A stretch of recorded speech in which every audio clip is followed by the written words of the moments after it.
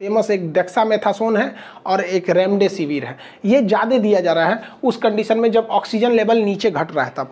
अब कोरोना में ना बाबू देखिए, आपको ध्यान से ये चीज़ का ध्यान रखना है, आपके शरीर में विटामिन सी नहीं कम होना चाहिए और जिंक की मात्रा नहीं कम होना चाहिए, वरना आपका जान लेके चल जाएगा। जिंक कहाँ से ले लेंगे? तो जिंक ले लेंगे, आप बॉयल अंडा खा लीजिए, गर्म दूध पीते रहिए। तो हर घंटे 1 कप गर्म दूध पीते रहिए, नहीं कि एक के बाद 2 लीटर पी जाए, हर घंटे 1 कप पीते रहिए, क्योंकि गला को गर्म रखना जरूरी है। तो यहाँ से आपको मिल जाएगा, जिंक की मात्रा कंप्लीट हो जाएगी। अब देखिए, शुगर के जो मरीज होते हैं तो शुगर के मरीज में जिंक पहले से कम होता है। जिंक ही बनाता है इंसुलिन को।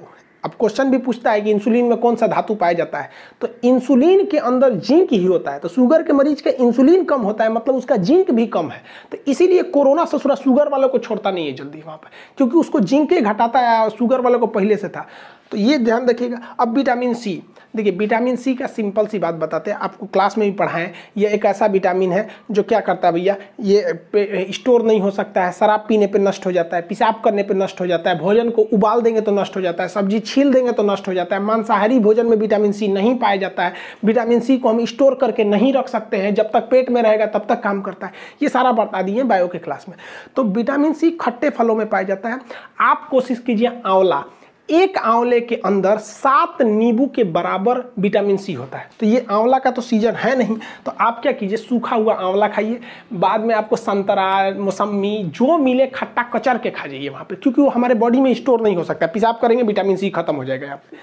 और एक मल्टीविटामिन टैबलेट आता है, तो मल्टीविटामिन में ना कोशिश कीजिएगा कि जिंक वाला मल्टीविटामिन ले, जिंक वाला मल्टीविटामिन। तो जिंक के भी हो जाएगा, विटामिन सी का भी हो जाएगा, ये ज़रूरी है। कोरोना में पानी का लेवल कभी नहीं घटना चाहिए, ये सुसाइड हो जाएगा अगर पानी का लेवल घट गया।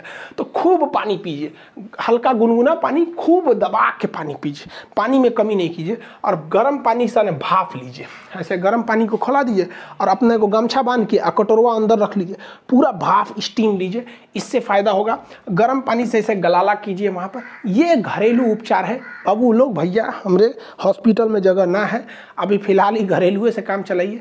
भारत में एक समय आएगा, आप केवल 10 दिन वेट कीजिए, एक दिन में 4-4 लाख मरीज मिलेंगे यहाँ पर, फिर समझ में आ जाएगा। अभी हम लोग के बीच में 4 तरह का कोरोना घूम रहा है। पहला प्राइमरी कोरोना जो चाइना से शुरू हुआ था 2020 वाला, वो उतना खतरनाक नहीं था। अभी जो आया है न्यू स्ट्रेन कोरोना 2021 में, इससे थोड़ा सांस का लेवल घटा दे रहा है, ये बहुत ही खतरनाक है। अभी ये युवाओं में हो रहा है, बहुत कम चांसेज है इसमें बचने का। तो ये 2 सबसे खतरनाक है सब।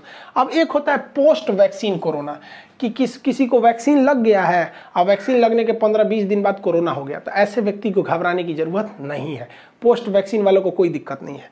और एक होता है री इन्फेक्टेड कोरोना, कि किसी व्यक्ति को कोरोना हुआ था 2020 में